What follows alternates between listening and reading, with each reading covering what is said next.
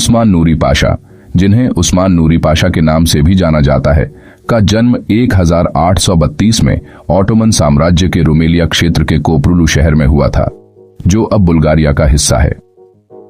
उनकी पारिवारिक पृष्ठभूमि और प्रारंभिक जीवन का विवरण व्यापक रूप से प्रलेखित नहीं है, लेकिन वह 19वीं शताब्दी के उत्तरार्ध में ऑटोमन सैन्य और राजनीतिक हलकों में एक प्रमुख व्यक्ति के रूप में उभरे। शिक्षा और प्रारंभिक कैरियर। उस्मान नूरी पाशा की औपचारिक शिक्षा के बारे में बहुत कम जानकारी है, लेकिन अपने समय के कई युवाओं की तरह उन्होंने इस्लामी अध्ययन में शिक्षा प्राप्त की थी और संभवतः स्थानीय शिक्षकों और आकाओं से सैन्य प्रशिक्षण प्राप्त किया था। माना जाता है कि उनके शुरुआती करियर की शुरुआत ऑटोमन सैन्य रैंकों में हुई, जहां उनके कौशल और नेतृत्व गुण जल्दी ही स्पष्ट हो गए। सैन्य उत्थान। उस्मान नूरी पाशा का सैन्य रैंक में उत्थान उनकी क्षमता और रणनीति के कारण हुआ। 19वीं सदी के मध्य तक उन्होंने खुद को ऑटोमन सेना में एक सक्षम अधिकारी के रूप में स्थापित कर लिया था।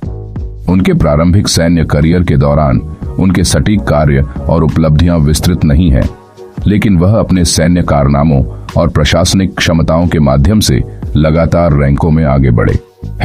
ऑटोमन साम्राज्य में सेवाएं। 19वीं शताब्दी के उत्तरार्ध के दौरान उस्मान नूरी पाशा ने ऑटोमन सेना के भीतर विभिन्न पदों पर कार्य किया, अभियानों और लड़ाइयों में भाग लिया, जो साम्राज्य की क्षेत्रीय अखंडता और राजनीतिक प्रभाव को बनाए रखने के संघर्ष को चिह्नित करता था।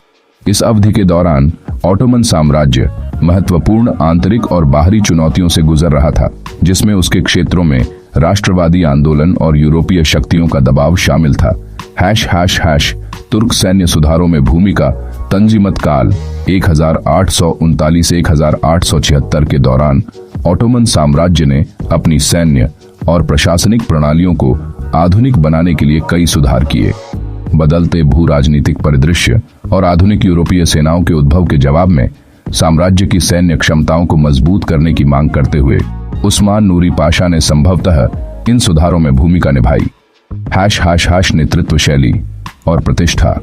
उस्मान नूरी पाशा अपनी अनुशासित नेतृत्व शैली और अपने सैनिकों के बीच वफादारी को प्रेरित करने की क्षमता के लिए जाने जाते थे। उन्होंने एक सक्षम और सम्मानित सैन्य कमांडर के रूप में ख्याति प्राप्त की, जिसने ऑटोमन सैन्य पदानुक्रम में उनके उत्थान में योगदान दिया। परिणाम। उपलब्ध सीमित ऐतिहासिक दस्तावेजों के कारण उस्मान नूरी पाशा का प्रारंभिक जीवन और पृष्ठभूमि कुछ अस्पष्ट है।